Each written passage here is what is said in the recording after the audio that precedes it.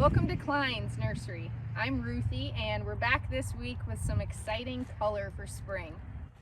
We're really excited to focus on the Camellia Japonica because this is its time to shine. When there's not much else going on as far as bloom and color is concerned in your landscape or your garden, this is going to bring beauty and life.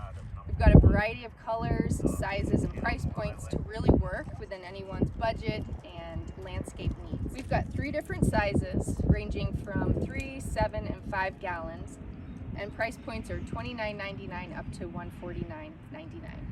These are really beautiful late winter and early spring bloomers. They're an evergreen plant that when planted in the ground, these are going to start about 3.5 to 4 feet high, and then they're going to reach about 8 by 8, so a really nice beautiful focal point in your yard.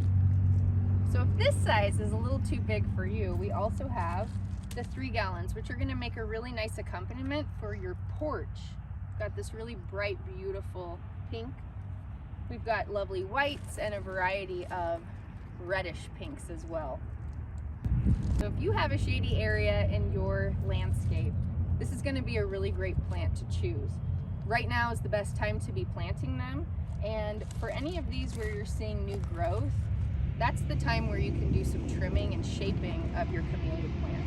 As far as care is concerned, these are shade-loving evergreen plants.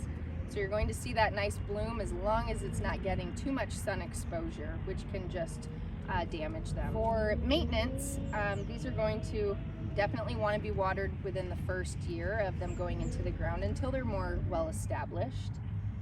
And you're going to want to dig a hole that's twice as wide as the size of the container that these are in.